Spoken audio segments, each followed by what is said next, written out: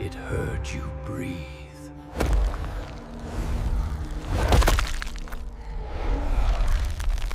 Don't let it hear your heart!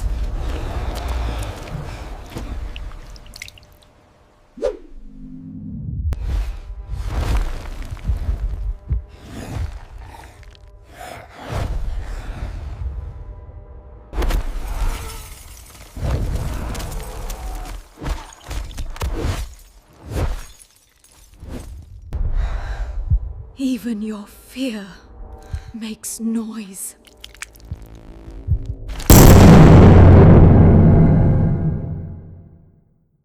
Imagine a place where your own breath is your greatest enemy. Deep inside a jagged cave known only as the Throat of Silence, 3 people are huddled together. They aren't moving. They aren't crying. They are barely even breathing. What? Because right outside that cave entrance, the wind isn't just blowing, it's whistling through the hollow eye sockets of thousands of human skulls, hanging from the vines like sick, twisted wind chimes. Suddenly, a tiny pebble slips.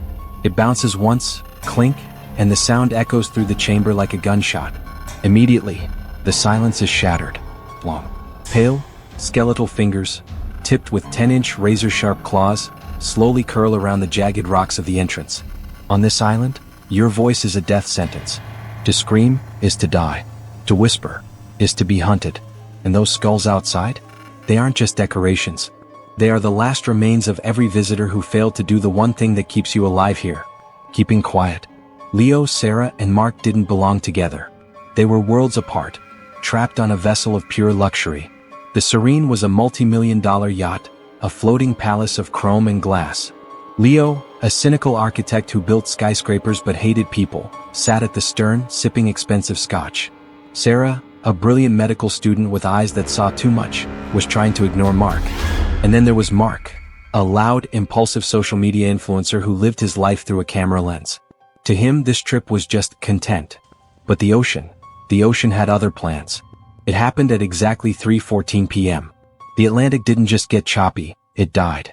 The waves vanished. The water turned into a sheet of black glass, so still it looked fake. Then came the smell. Burnt copper and ozone. Down in the engine room, the massive turbines didn't just fail. They melted. Thick, silver liquid poured onto the floor like tears. Leo ran to the bridge, but every digital screen, from the GPS to the radar, was frozen. They weren't showing static. They were showing one single word in stark, white letters: silence. No wind, no birds, just a heavy, suffocating weight in the air. For 3 days they drifted. The yacht, once a symbol of power, was now just a cork in a bathtub. On the 4th morning, a wall of fog peeled back to reveal the island. It wasn't green or tropical. It was gray. As the boat scraped against the shore, they stepped off onto the beach. But as Sarah knelt down, she realized something horrifying. This wasn't sand. It didn't feel like quartz or shells. It was a fine, white powder, pulverized calcium. "It's bone," Sarah whispered, her voice trembling. "The entire beach, it's made of crushed bone." Leo and Mark didn't want to believe her. They pushed inland, desperate to find a radio or a human being. After an hour of hiking through trees that looked like twisted rib cages, they stumbled upon a clearing. It was a campsite, perfectly preserved from the 1970s. A yellow tent, a rusted stove, and a table set for 3. It looked like the occupants had just stepped away for a second. But there were no bodies, no signs of a struggle. There were only 3 dinner plates, and on each plate sat a human skull.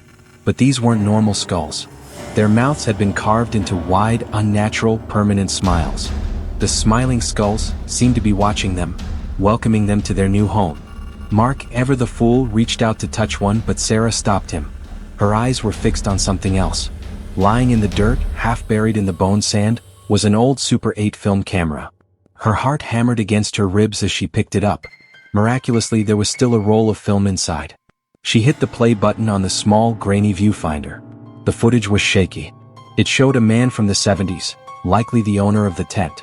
He was staring directly into the lens, and he was smiling. It was the same terrifying, wide grin they had seen on the skulls. But then, the smile twitched. His eyes filled with a primal, liquid terror. Slowly, agonizingly, he opened his mouth. His jaw didn't just open, it unhinged with a wet snap. The man reached into his own throat with trembling fingers. He grabbed his own tongue, and with a violent jerk, he began to pull. He wasn't trying to scream. He was trying to make sure he never could again. Sarah dropped the camera. The silence of the island suddenly felt very, very heavy, because now they knew something was listening, and it was getting closer. They stood on the beach of bone sand, paralyzed, watching the horizon. The serene, their million-dollar sanctuary, was still out there, but it wasn't drifting anymore. Massive, rusted, barnacle-encrusted chains suddenly breached the surface of the black water. They didn't splash. They didn't roar. They moved with a sickening, oily smoothness. These chains, thick as redwood trees, wrapped around the yacht's hull and began to pull. Leo watched in horror as his life's work was dragged into the abyss. The ship tilted, groaned, and then vanished beneath the waves. There was no ripple, no bubble, just gone. The ocean was a graveyard once again. The weight of their isolation finally hit Mark. He wasn't thinking. He wasn't influencing anymore. He was just a man losing his mind. "We're going to die here," he roared, his voice cracking. In a fit of blind rage, he swung his boot and kicked an old metal bucket left behind at the 1970s campsite. Clang. The sound was violent. It rang out across the silent island, echoing off the trees and vibrating through the ground. The silence that followed was different. It felt hungry. From the shadows of the twisted trees, they emerged. Sarah's breath hitched. These were the things that owned the island. She called them the Echoers. They stood 8 feet tall, gaunt, skinless-looking humanoids with limbs that were far too long. They had no eyes, no noses, just a smooth, pale face dominated by 2 massive, pulsing ear cavities on the sides of their heads. Those ears were twitching, drinking in the last remnants of the sound Mark had made. "Run," Leo mouthed. No sound, just the movement of his lips. They sprinted into the woods, but the forest was a trap. The trees were covered in glass leaves, sharp, translucent, and incredibly brittle.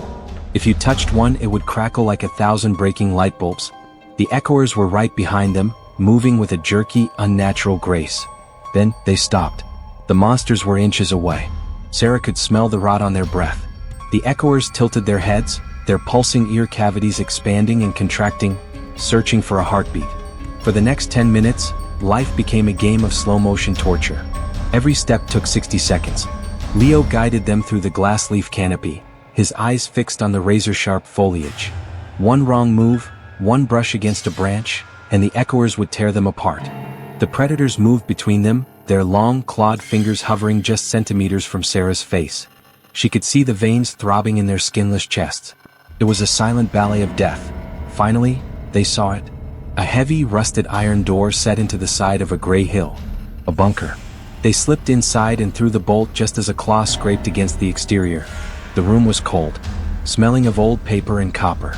As Sarah turned her flashlight on, her blood ran cold. The walls weren't painted. They were covered, top to bottom, in thousands of tiny, frantic tally marks. Someone had been here for a long, long time, pointing to a final message scrawled on the floor in shaky, desperate letters. "They hear your thoughts when the air is still. Don't even think about screaming." Leo looked at the message, then at Sarah. If the monsters could hear their thoughts, then the bunker wasn't a cage to keep the monsters out. It was a cage to keep their minds in. The bunker wasn't empty. In the dim corner, sitting on a throne of woven human hair, was a man. His skin looked like old parchment, stretched too tight over a skeleton. He didn't move as they approached. He didn't even look up. This was the hermit. When Sarah finally got close enough to see his face, she recoiled. His ears were sealed shut with thick, blackened, candle wax. And when he opened his mouth to breathe, there was nothing but a hollow, dark void. No tongue. Just a jagged scar. The hermit didn't speak. He knelt on the floor and began to draw in the bone sand that had drifted into the room. Through his frantic sketches, the island's dark history bled out. Centuries ago, an ancient entity, a vibration deity, had crashed into the core of this island. It wasn't a god of stone or fire. It was a god of frequency. It fed on the one thing that separates humans from animals, the complex vibration of the human voice. The smiling skulls weren't a joke. They were a biological necessity. The deity forces the jaw to unhinge, creating a permanent opening, so that every last scrap of sound can be sucked out of the victim's soul. The hermit then pointed a trembling finger toward a map on the wall. On the far side of the Valley of Whispers lay his only escape, a small wooden boat. But there was a catch. He held up 2 fingers, then pointed to the 3 of them. The boat, only had room for two. Leo and Mark locked eyes. The air in the bunker suddenly grew cold. The cynical architect and the impulsive influencer, two men who had spent their lives looking out for themselves, now faced the ultimate question: who gets left behind? But the choice was taken from them. A low, wet, thumping sound echoed from the bunker's ventilation shaft. An echoer had found them. But how? The hermit's eyes went wide with realization. He grabbed Sarah's medical bag and threw it to the ground. Inside was a small GPS tracker that had been leaking a faint, high-pitched electronic hum. A scent marker for the monsters. They hadn't just been hiding, they had been leading the pack straight to the nest. The scratching at the iron door became a frenzy. Dozens of pale, clawed hands began to peel the metal back like it was paper. The hermit looked at Sarah, the young voice of the group. He made a choice. He reached into a rusted chest and pulled out an antique mechanical music box. It was a beautiful gold-plated relic, and it was a death sentence. Go, his eyes seemed to scream. He cranked the handle. Tink, tink, tink. A sharp, loud melody began to play. It was a lullaby, but in this silence, it sounded like a siren. The hermit stood up and walked toward the door, holding the music box high. Sarah, Leo, and Mark bolted through a back tunnel just as the iron door gave way. As they sprinted into the dark, the music box reached its crescendo. Through the narrow tunnel they heard it, the swarm. Hundreds of echoers, a sea of skinless limbs and pulsing ears, collided with the hermit. The music didn't stop. But beneath the melody, there was a new sound. A rhythmic, sickening crack. One by one, the hermit's bones were snapping. The echoers weren't just killing him, they were dismantling him in time with the music. The survivors kept running, the lullaby fading into the distance, replaced by the sound of a man being erased from existence. The exit of the tunnel led them straight into the Valley of Whispers. It was a deep, jagged canyon where the fog didn't move, it hovered. The walls were lined with acoustic plants, strange, fleshy fungi with bell-shaped openings that acted like natural recorders. They didn't just catch the wind, they caught the echoes of the soul. As they stepped into the valley, the silence was replaced by something much worse. Sarah stopped dead. From a cluster of plants to her left, she heard a soft, ragged sob. "Sarah, help me, please." It was her mother's voice.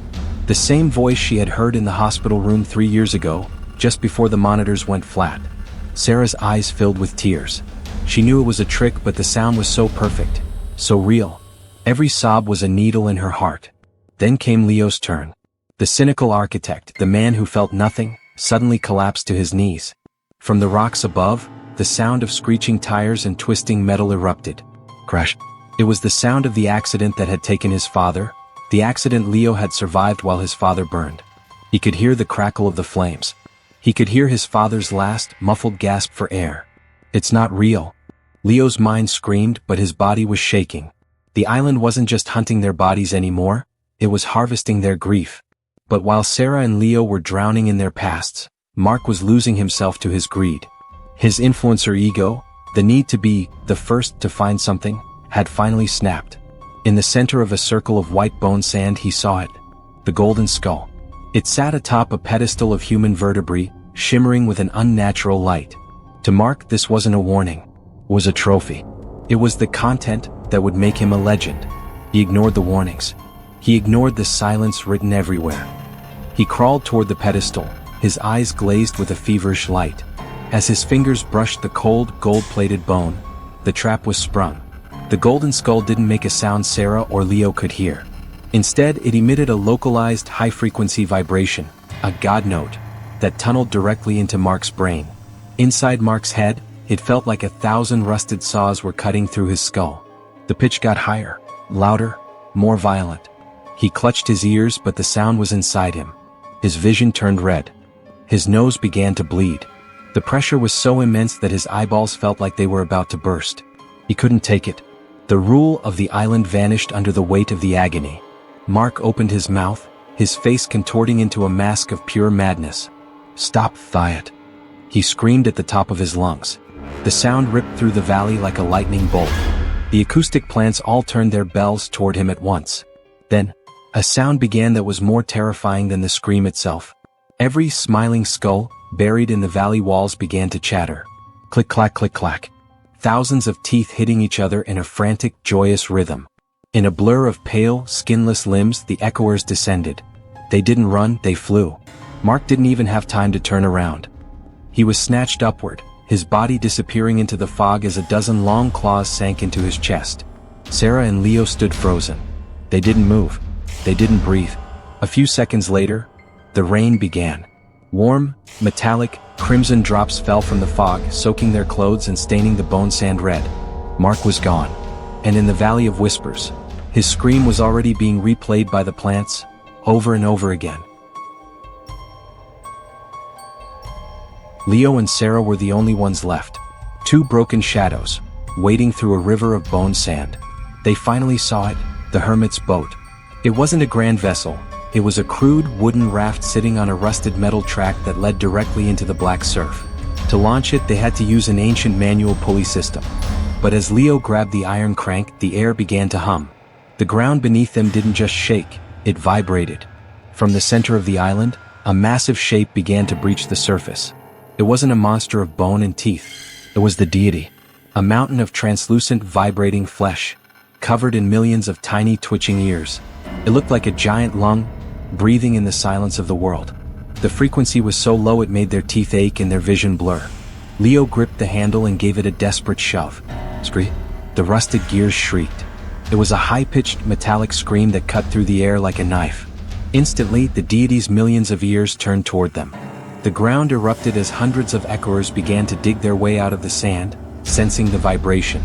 Leo looked at the gears, then at Sarah. The track was too dry. The metal was too old. Without lubrication, every turn of the crank would be a signal for their execution. He looked at the boat, then at the girl who still had a whole life ahead of her. The cynical architect finally found something worth building, a future for someone else. Go, he mouthed. Before Sarah could stop him, Leo thrust his arm into the jagged, rotating gears. He didn't scream. He bit his lip until it bled, his face turning purple with agony as the metal teeth chewed into his flesh. Thick, warm, dark blood sprayed across the machinery, coating the rusted tracks. The gears fell silent. Lubricated by his sacrifice, the pulley moved with a ghostly hush. Leo used his remaining strength to shove the raft into the water.